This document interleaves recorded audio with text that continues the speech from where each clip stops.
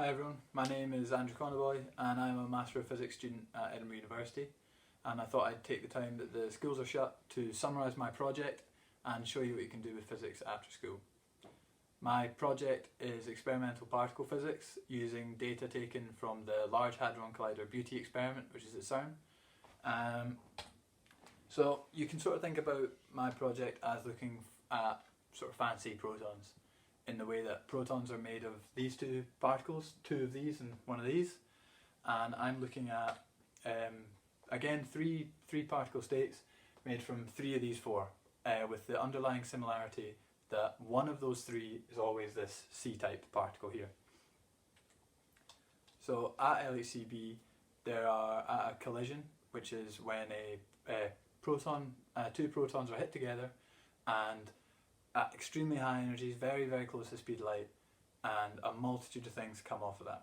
Hundreds of millions of things come off of that, and some of which are captured by the detector. Still talking hundreds and hundreds of millions of things are captured by the detector, and I'm only interested in a negligible amount of those. So to get what I'm interested in, I have to cut away the rubbish that I don't care about, cut away the background, and the way that you can do that is by setting constraints on quantities like mass, charge, momentum, the lifetime of the particle, and the direction it's travelling. So for instance, saying that it has to be in this mass range, that the direction it's going has to be in this range of angles, that the lifetime has to be in this time. And once you can do that, you can start to get an idea of what you're looking at.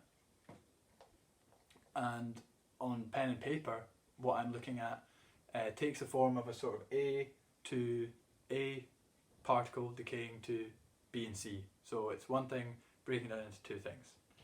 And the A exists for tiny fractions of a second and is far gone by the time that anything's actually reached the detector. So we need to take this information about B and C and start to reverse engineer it, piece it together backwards to figure things out about A. Once we've gotten rid of what we're not interested in, we can start to understand the masses of B, the masses of C and their lifetimes and things such like that.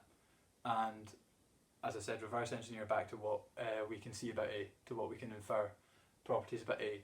And an importance of this project is that the A-type particles we're looking at can exist in different forms. They can take on different mass values. And so what I'll show you now is some of my final results, the final piece of sort of reverse engineering B and C back to A, in which I found A to exist in different mass values. So looking at the left plot here, you can see three spikes, one considerably bigger than the other.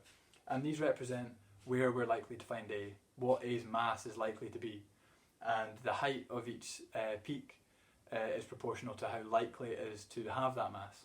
So what I mean is it's extremely likely to have this mass down here and less so for these two.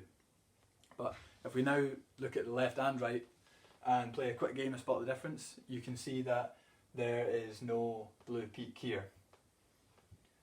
So the reason for this is that if I think that there's a peak here, my word isn't good enough for science. You have to show it to be very likely to be true. And the way that you do that is with the data and the model together, the data being the little black crosses here, and the model that I believe the data to follow is the blue line. So using quite complicated statistics, you can show the sort of like a likelihood, a probability that the blue line, that the data follows the blue line, that these black crosses follow this blue line. And so all I'm doing here is changing one thing. I'm saying there's a signal here and there's not a signal here. And I get measurements of how likely that is to be true in each case. And by doing this, I see that it's much more likely that there is in fact a signal here. And this is actually a newly discovered state of A, it's called a Chi-C baryon, and it's been newly observed by the LHCb experiment. I played a tiny little role in it, but I'm extremely proud of it nonetheless. And if you stick in at physics, and you're interested in it, you can always think about doing it at university and maybe do something interesting like that. Thanks for listening. and stay safe.